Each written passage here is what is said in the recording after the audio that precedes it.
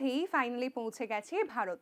অপরদিকে ইডেনে দক্ষিণ আফ্রিকার সঙ্গে লোমহর্ষক সংঘর্ষের পর অজিরাও পেয়েছে আহমেদাবাদের টিকিট। এখন দেখে নেওয়া যাক ভারত অস্ট্রেলিয়ার মুখোমুখি সংঘর্ষের পরিসংখ্যান।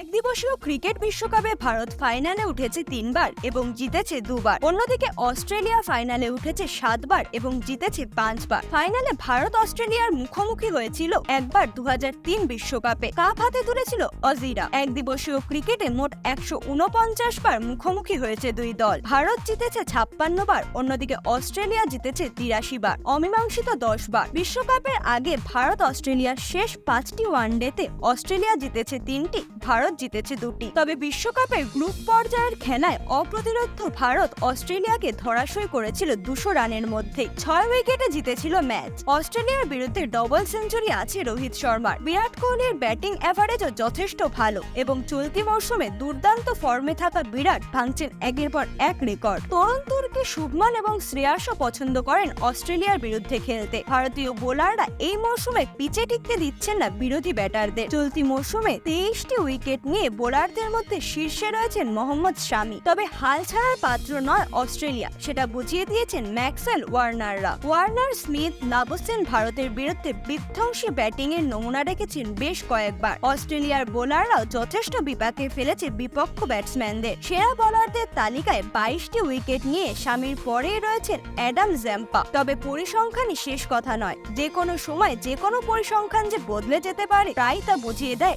এই 22 গজের খেলা। এবছর কে কাপ হাতে তুলবে সেদিকেই তাকিয়ে গোটা ক্রিকেট মহল।